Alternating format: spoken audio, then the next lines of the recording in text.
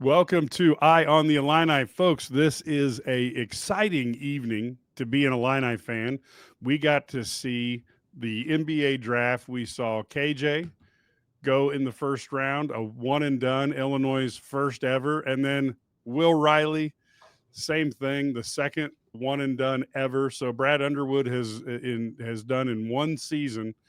He's done two times what in, I believe, Illinois basketball started in 1904, has never been done ever. And we've got Zach Hamer, Illini Assistant Basketball Coach, here with Brad Sturdy and myself. Zach, you got to be going through a ton of emotions based on what you saw. Can you let fans know? How do you process it as a coach who's out there every day working with these players and trying to help them reach their goals?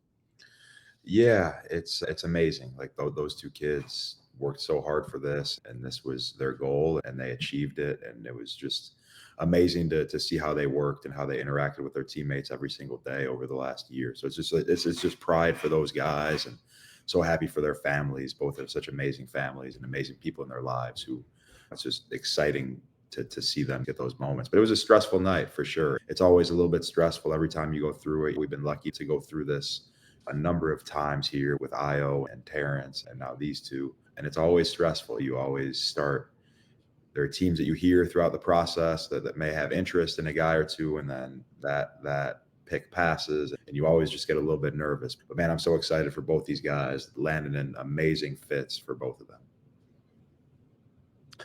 Zach, were you surprised? We had talked about KJ. There was a time in January before he had the injury with his forearm that people had him in the top 3, top 5. Were you surprised he slid out of the lottery a little bit? And some of that is, it's always weird because some team takes somebody that no one expects them to take or trades into a spot, and it really screws everything up for everyone. And maybe it makes it great for some of these teams below because they get a guy they maybe didn't think they were going to get. But were you surprised to see him fall out of the lottery? It's always a possibility. Just positional needs end up being a factor. You look at a team like San Antonio, who was picking at 14, which was right in his range. They had just picked Dylan Harper at 2 and recently acquired Fox and Steph Castle. And that kind of takes them out of it. And you have a few different instances of that happening throughout. So you never really know. Obviously, the higher your pick, the better. But really, it's about finding the right fit. And KJ's personality and KJ's discipline and who he is as a player is just such a perfect fit in Miami that I could not be any happier for him. Yeah, when you look at Coach Spoelstra, I mean, it's hard to think that there's a coach who's much better that a guy could play for. Obviously, KJ knows the game. He has the ability to run the pick and roll, and his court vision is incredible. How do you see him fitting in down in Miami? I see him fitting in seamlessly. It's a younger team. It's a younger group. He's going to get great opportunity there. And everyone always talks about heat culture and the discipline and the toughness. And that's Kasparas Yakashonis to a T. That's what he values. That's who he is as a human being. He not only lives it on the court, but he lives it every day in his life. So he could not be a better fit. There's no one better suited to get body fat percentage check-ins every week than Kasparas Yakashonis. Some people might dread that. He will look forward to that and be grateful to be in a place that values the discipline, the toughness, the hard work ethic. So it's, like I said, it couldn't be a better fit. And I'm sure there were obviously hopeful to go in the top 10, a little bit higher, but we're going to look back on this in 10, 15 years and be grateful that he got to start his career in Miami. Yeah, it is. I really think it's a great fit. I just wrote an article on IlliniGuys.com talking about how I feel it's a great fit. But there is that whole thing. If you go 10 picks higher, you could get $10 million more over 4 years. So there is $10 million at play if you can just get a little bit higher. Although it may be better long term, though, because you never know. Maybe you're a max contract guy in 4 years, and then who knows? Then you're talking incredible. By then, the NBA might be giving guys $100 million a year. You just don't. It's crazy, really, how that salaries gone up. But so, Zach, as you kind of looked at KJ coming into your program, coming into the University of Illinois, he's a guy who had a lot of international accolades. He had been MVP of every tournament he played in, right? He was fantastic. But what were the things that you guys saw that he needed to work on as he came into Illinois, and how was he able to achieve those goals? Yeah, for him, it was a matter of improving his jump shot, becoming a little bit more consistent as a shooter and becoming a little bit more consistent as a finisher at the rim. He was always a guy who was thinking pass first. We had to get him to look for his own shot a little bit more. And those were things that he did that he picked up on pretty quickly.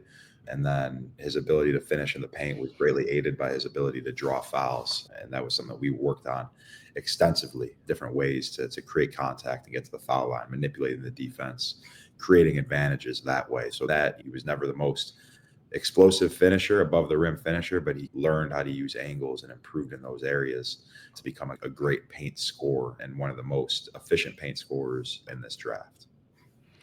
And of course, you see what he has done. And Will Riley, can you talk a little bit about the feelings there? Because here's a guy who I think very few Illini fans thought that you guys had a shot at. And all of a sudden, Will Riley comes in and had a fantastic freshman year. But can you tell us a little bit about his pathway when he came to the University of Illinois? Yeah, we joke with his coaches at Phelps all the time that, he had never picked up a weight. He didn't have the best nutritional habits when he got on campus. So he was young. He was physically young. He was physically immature. And he knew he had a ton of work to do to become physically ready to play in the Big Ten and then ultimately in the NBA. And to Will's credit, right, he grasped every opportunity. He knew that in his decision-making process. It's a big reason why he picked the University of Illinois. He had great people in his life who recognized what he needed and what we could provide him, right? He came onto campus at 170 pounds and he left for LA to do his pre-draft workout weighing 200 pounds. He gained 20 pounds during the course of a season, just took every bit of information and ran with it and worked every day, ate like crazy and lifted like crazy. And you could see it in his play at the end of the year, right? The last 10, 15 games of the season, he was a guy who was a little bit more physical in the paint, creating contact to create angles for himself. And that was a testament to the work that he put in. Like, he's always had the work ethic on the court. He just learned what being a pro is off the court in terms of taking care of your body, taking care of your nutrition, your recovery, and all of that. So he's so proud of Will's growth throughout the year. Like, you would see it every day. He just got better and better every single day. So it was amazing. So happy for him in Washington. Yeah, right. Riley, to your point, final 10 games, scores 16 points a game, shoots 50% from the floor over the final 10 games. That's pretty impressive numbers because you are talking about that's NCAA tournament. That's in the Big Ten. Those are all conference games, high major games. And he put up great numbers for a freshman in college basketball. That's really impressive. And both these guys are 19 years old. They're young guys that have huge upside. With Will, the one question I have is, like, how does he, I don't know how much time you've had to look at this. How do you see him fitting at Washington? We've talked about KJ in Miami. How do you see Will fitting at Washington, at least early on in his career? Yeah, I think it's a great fit for him. I think that's a destination that he had circled as one that he wanted to go to. He had a great pre-draft workout. It's at a place that was very high on him throughout the entire process. And it was no surprise that they ultimately took him on draft night. So it's obviously a young team. Brian Keefe is the head coach there, who's one of the best defensive teachers in the world, a guy that I actually worked with in LA for a couple of years, but an incredible coach and an incredible human being who's cut his teeth on the player development side and working with Kevin Durant and helping his progression. So I know that's something that's been very attractive to Will. But they have a great culture of development. They have a great culture of physical development and development on the court. And he's going to get opportunity there. The natural scorer, Will is amazing with the ball in his hands.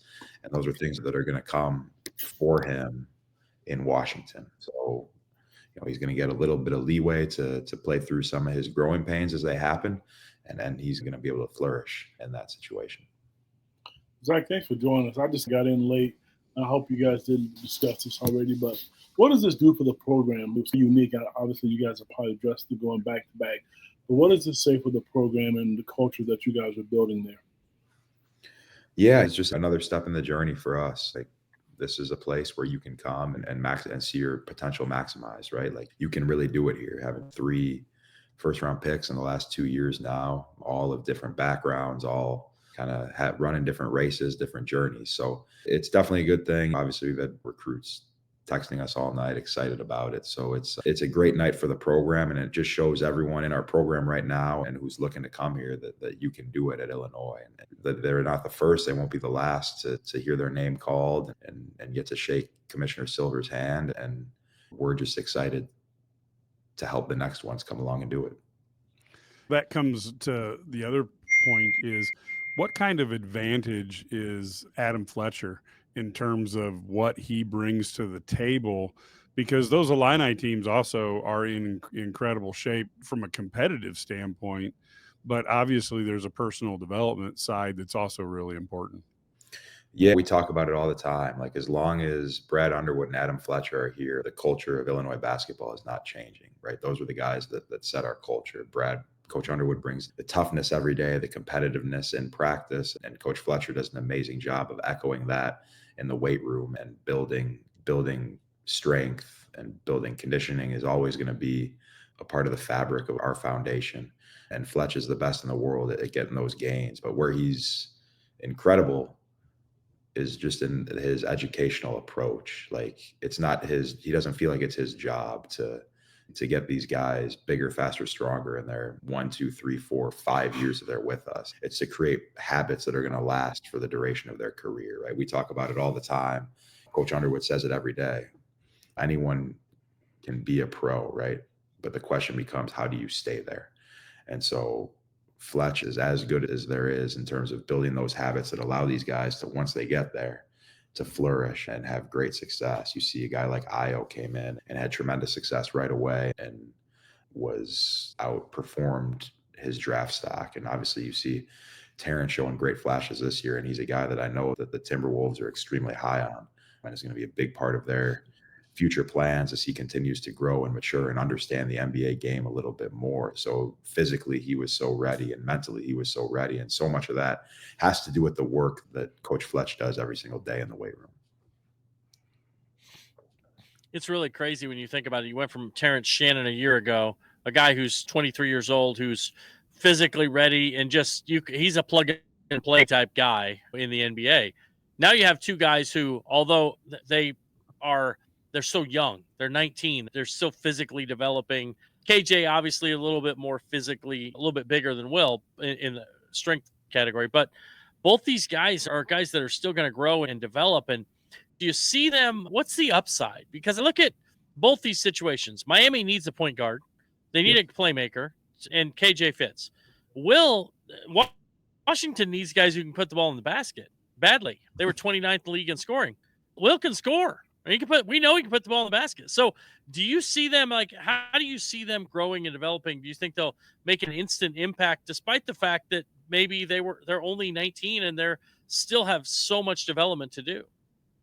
Yeah, I do think both of them are going to be in situations where they're going to get real minutes right away. KJ, like you said, is a perfect fit with Miami's roster. They need ball handling. They need playmaking. They need guys who are capable of making others better. And then, of course, with Will, it's a team that's earlier in their process, and they want guys who can score and be able to play through some mistakes. Is it possible that either one of them may spend some time in the G League? Of course, that's always a possibility, and that's not a bad thing for their development. It gives them great reps to have high usage situations and have the ball in their hands and make plays and make decisions. But both of them are going to be in situations where they're going to be able to, at the NBA level, play with the ball at times and make plays for themselves and make plays for others. So it's positions that allow them to play in their best role, which you could not necessarily say for every situation in the draft.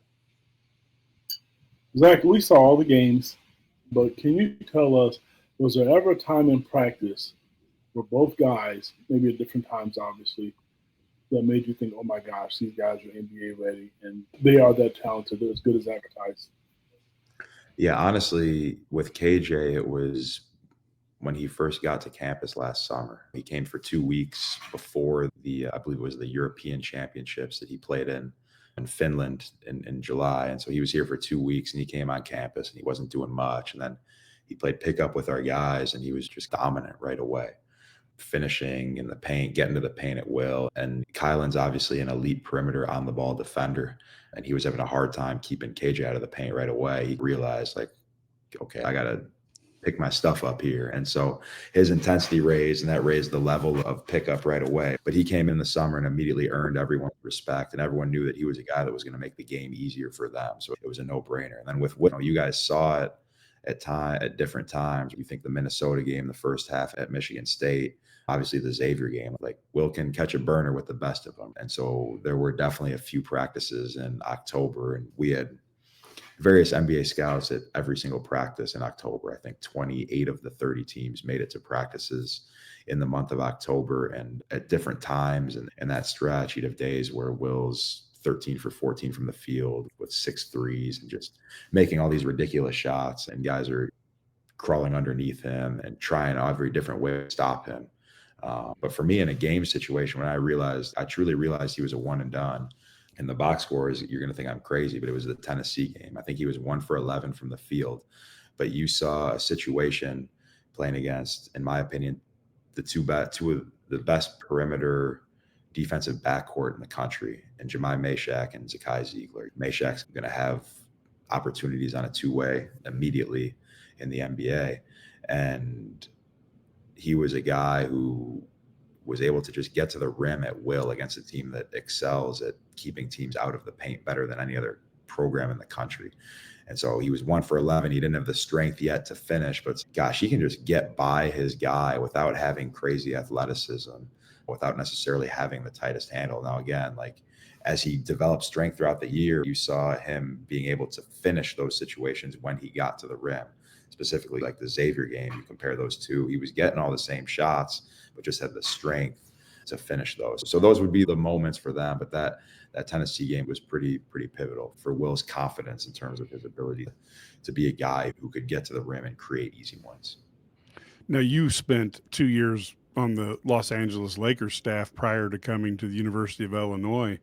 What did you learn there that you've been able to apply to help, obviously, the Illinois team as a whole, but also the players that you're developing, since you've actually worked in the league to understand what you need to do to get there?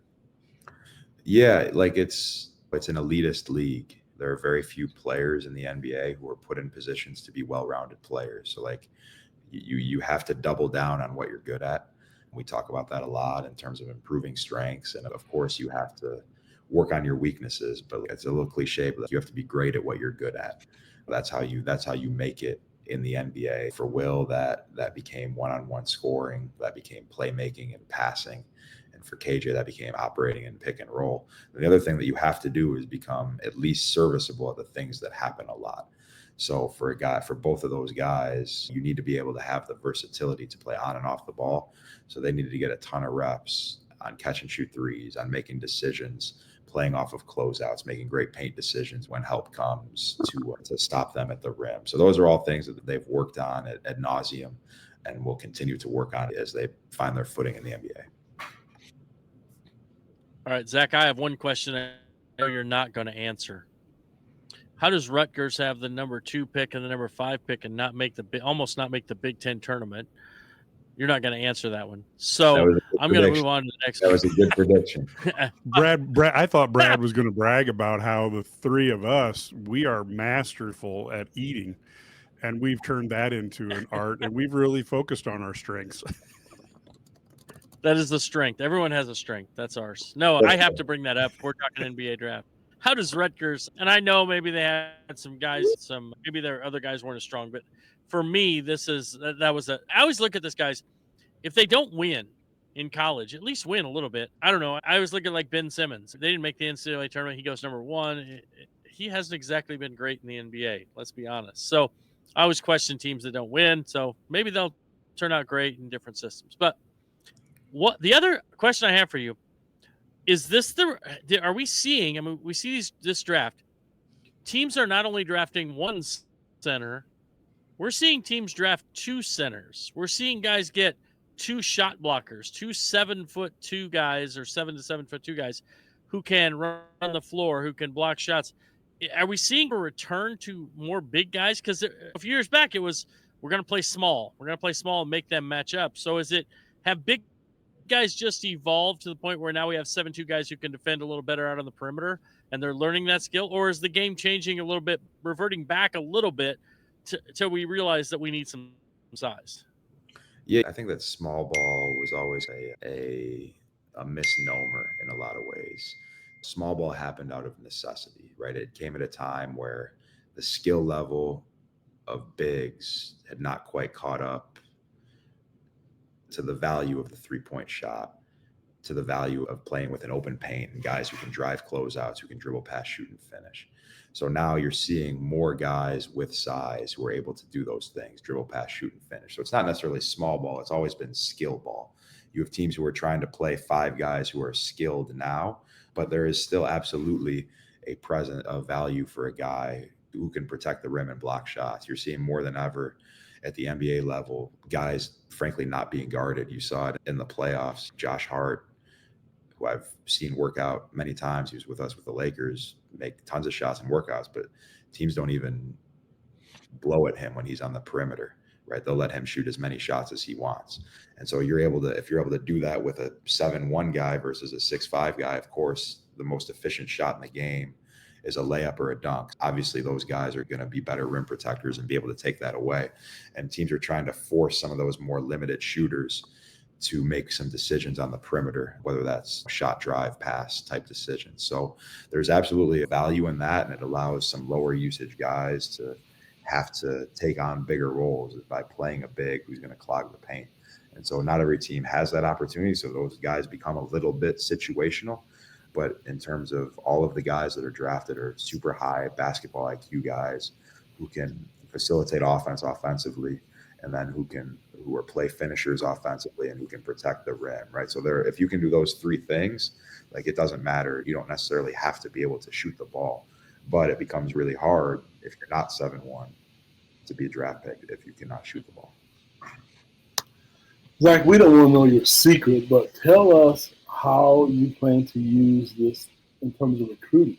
So, like, you got 2 guys. You mentioned Terrence Shannon last year and Will and Kasparis this year. How are you guys planning to use this as far as, like, getting more kids on campus, one-and-done players, top 10 players? Because Illinois hasn't done that in a while, and now you're starting to do that. So how do you plan to use that to help you with recruiting? Yeah, the proof's in the pudding. That's all there really is to it. We've always been able to get conversations with really talented players who we think are great fits, and that's not going to change for us. Obviously, some one and dones they don't have to be the pioneers here. They see that this works, that you can win and get drafted in the first round in 1 year in college. Yeah, we'll have some kids on campus that are potential one and dones, and we'll have some kids on campus visiting who are more 2, 3, 4-year guys and who want to develop into that guy, right? Terrence Shannon was a 5-year player who eventually became an NBA player. So there are many ways to get there. Io took 3 years. Everyone runs their race at a different pace. But for us, it's our responsibility to bring in guys into our program who have dreams of playing in the NBA and who we think can play in the NBA. We're not trying to bring anyone into our program who don't have their sights set on that, because our culture is defined by work. It's defined by helping guys get better. And so whether that's 1, 2, 3, or 4 years, we're going to help guys improve and understand the game and learn the game and physically develop to become NBA players. One question I've always been interested in is the scouts are trying to figure out and learn about the players, and the best people to ask are, of course, the people who coach them on a regular basis. I don't want to know what the answers are, but I'm really interested in what questions did you get from the scouts when they were trying to evaluate KJ and Will? And who knows, they might even be looking at other players on the team for the future. Yeah, you get, I think everyone on our staff has had conversations with different teams, and between all of us, every team's been covered, and most teams have talked to 5, 6 people, right? There are a few teams that brought scouts on campus to do deep dives into these guys, and they'd go talk to the academic advisor, they'd go talk to the managers, they'd talk to the custodian and oven, that they're going to talk to everyone. Like, they're trying to see how these kids interact with everyone in their lives. Do they treat the managers with respect, right? how are they on time to their academic appointments, right? Everyone's on time to practice, but are you on time to the academic appointments as well? What they're basically just trying to figure out the heartbeat of each individual prospect. So those questions, obviously they're trying to figure out off-court habits, and they're trying to figure out what motivates these guys, who are the closest people in their circle. And then obviously basketball questions along the lines of their work ethic, their basketball IQ, some of their intangibles as well. But these teams get very in-depth and have a very detailed process in terms of gathering this information and this intel to make the most informed decisions that they possibly can. But then sometimes it's something slip through the cracks and KJ is available a little bit later. I got a call from a team that he did not get drafted by 5 minutes before he got picked, trying to figure out why he was still available. Was there something that they didn't know to potentially look to trade up and draft him? So those are the things that just happen throughout the process. And it's a very unique process and a fun process to try to help these guys along with. I had heard that none of his teammates came to his 19th birthday party. That's what I heard, and so that's why he was sliding. Oh, no, wait, that was Bo Callahan. His 21st birthday party. Draft day. Oh, okay. Same thing, right? No, you just never know. A funny thing is, like, there's been a few times where I get calls from NBA front office people who say, what are they like off the court? What are they like when they deal with you as media? Are they respectful? What kind of kid are they? Even questions about, are they always on time? Do they act? Are they present when they're talking? Just weird. Just I want to know more about that person because you see the public persona. So that's always very interesting. By the way, so as you go through this process, and you've had a few guys go through this over the past few years, Ford with Io and Terrence and now KJ. As you go through this process, do you find it intriguing that sometimes the teams they work out for where they're slotted don't end up being sometimes the team that they're picked by? Do you find that like it makes the process odd, and that's why you get calls 5 minutes before they get picked because they're like, wait, we didn't think we have any chance of getting there. Yeah, that's definitely real. I think that having been on both sides of it, like the draft workouts often get overblown, and I think they're a small piece of the evaluation puzzle, but it's often the last piece of information that these teams get, right? So there's a tendency to overvalue what in a oftentimes 1-on-0 or 3-on-3 workout, and it can scare guys off, and especially because that's really the only time a lot of the coaches aren't watching a ton of film all year long on prospects because they're focused on their own team. So they really see these guys, they'll watch film of the players leading up to the workout, then they'll see them in the workout. So they don't have a huge sample size like much of the front office has. So sometimes things happen in workouts that maybe move the needle a little bit more than they should, given that it's a 45-minute, maybe 2-hour overall workout with 45 minutes of live action in a 3-on-3 setting. So to your point, yeah, I think that some teams probably value workouts a little bit more than others. And that's why you see that guys will get drafted by teams that they're not necessarily visiting for a workout, but they have ample opportunities to interview these guys at the combine. I would be willing to bet that both Will and Kasparis were seen by at least 20 of the teams each between the combine interviews and then the draft workouts. Zach, other than strength, having been on both sides of it, the NBA and all the college level, what's one or two things both guys need to work on to pursue their development and to see time on the court? Obviously, everybody has things that they need to work on. But again, being in the NBA and seeing what they've done firsthand at Illinois for 8 or 9 months, what advice would you give them that they need to work on? Yeah, I think they'll both attack like their catch and shoot 3-point shooting pretty much immediately. That's going to be a major point of focus for both of them. They've both been guys who have been in high usage roles, right? You're playing with, there are 14 other NBA players on your team now. So it's 17 if you include the two-way guys, right? So you're playing with a bunch of other good players. The ball's not always going to be in your hand. If you want to be able to play on the court in crunch time and big games, like you better be able to knock down the shots that come to you. And then I think both of them, just in terms of their basketball IQ, there's a lot of different nuances to the NBA game on the defensive end, especially with defensive 3 seconds. and just the overall skill level of the game. So both these guys are going to have to learn how to recognize and understand different patterns, different plays, different actions that happen all the time in the NBA level. Like defense at the NBA level is problem solving, right? So it's really hard to problem solve if you're not recognizing very quickly what is happening in front of you. So in order for these guys to be plus NBA defenders, which I think both of them are capable of, ultimately is, as you said, Ked, like Will has to put on strength, right? KJ has to put on some strength, not quite as much. He's probably a little bit further along than Will in that sense, but you cannot be a good defender in the NBA if you're not an elite problem solver. And they both have the basketball minds and brain and understanding to do that. But so much of that is just seeing it and repeating it and feeling out what that looks like. And that's a lot of what Terrence has gone through this year. He is one of the best perimeter individual defenders that I've ever been around.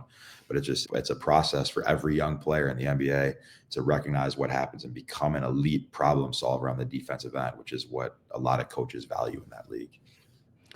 I've got one final question for you, Zach.